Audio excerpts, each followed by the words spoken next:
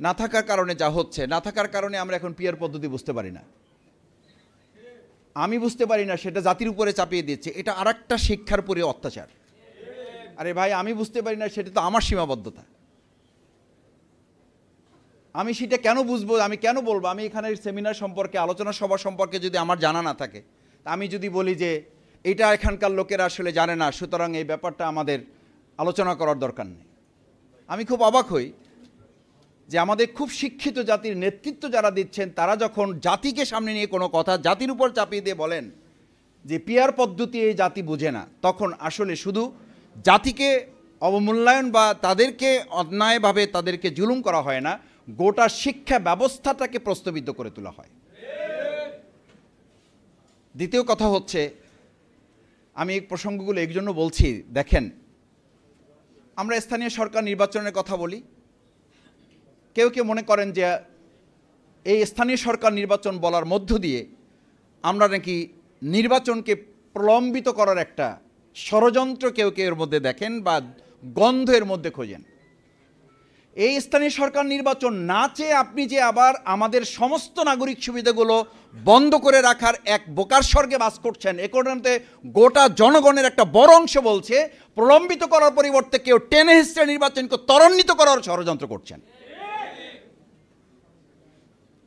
আপনি এখন, আমি প্রায় বলি, এই এখানে বাদ দেন, যদি এখানে মনে করেন এখানে মোটিভেটেড কিছু লোক আছে, এখানে ইন্টেনশনেড কিছু লোক আছে, চলেন রাস্তায় বের হন। এটার জন্য কোনো বড় গবেষণার দরকার নেই, এটার জন্য গণভোটও লাগবে না। আপনি প্রেস ক্লাবের সামনে একটা জায়গা কোয়ারি করেন, আটকায়ে দেন, 100 জন লোককে ধরেন, তাদেরকে জিজ্ঞেস করেন যে ভাই, এখন কি নির্বাচন, বিচার, সংস্কার, কোনটা দরকার? আপনি 100 জন লোকের মধ্যে থেকে যেইটা আপনার পছন্দ হয়, আপনি খুব সিম্পলি দল মতের ঊর্ধ্বে উঠে ওই 100 জন লোককে জিজ্ঞেস করেন।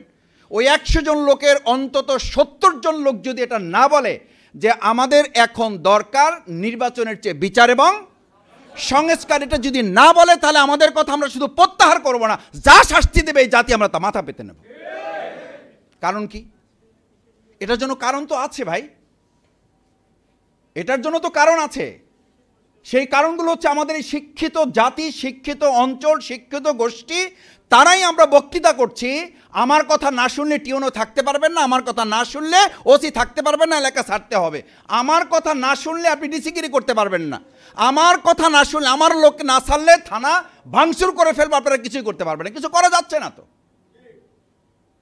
আমরা থানা রক্ষা করতে পারি না, সেই লোকরা হাজার হাজার কেন্দ্র আমরা রক্ষা করতে পারবো, এটা শফিকুল ইসলাম মাসুদ আমাকে কেন বিশ্বাস করতে হবে?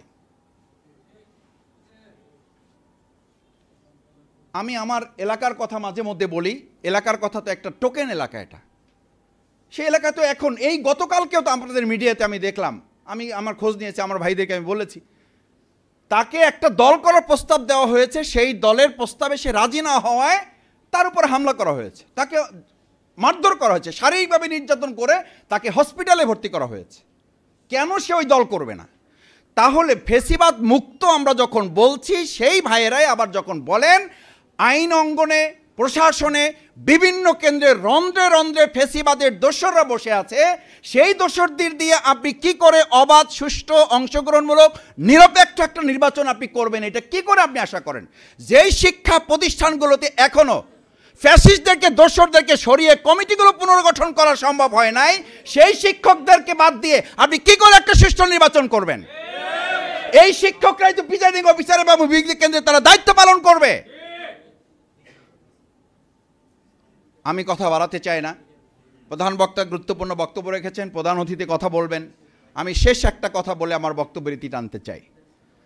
সম্মানিত সুধীমণ্ডলী, শিক্ষকবৃন্দ, সাংবাদিক ভাইয়েরা, আদর্শ শিক্ষক ফেডারেশনের মূল লক্ষ্য হচ্ছে, আমরা আমাদের মাননীয় শিক্ষা উপদেষ্টা মহোদয়ের সাথে কেন্দ্রীয় সভাপতি, আজকের প্রধান অতিথি অধ্যাপক মুজিবুর রহমান সাহেবের নেতৃত্বে আমরা একটা টিম গিয়ে দেখা করে তাকে বলেছি, আমাদের কথাগুলো তাকে জানিয়েছি। সেই কথাগুলোর মধ্যে একটা উল্লেখযোগ্য কথা ছিল, আমাদের সম্মানিত শিক্ষকবৃন্দ যারা বিভিন্নভাবে এখনো নিগৃহীত, শিক্ষকদেরকে রাস্তায় বসিয়ে রেখে আমরা চেয়ারে বসে থাকি, এটা একটা জাতির উন্নতির কোনো চিত্র হতে পারে না। শিক্ষকদেরকে দিনের পর দিন রাস্তায় ঘুরিয়ে আমরা এসির মধ্যে বসে সিদ্ধান্ত গ্রহণ করে দেশ চালাবো, এটার জন্য আমাদের ভাইয়েরা বোনেরা আমাদের শিক্ষকেরা এই প্রেস ক্লাবের সামনে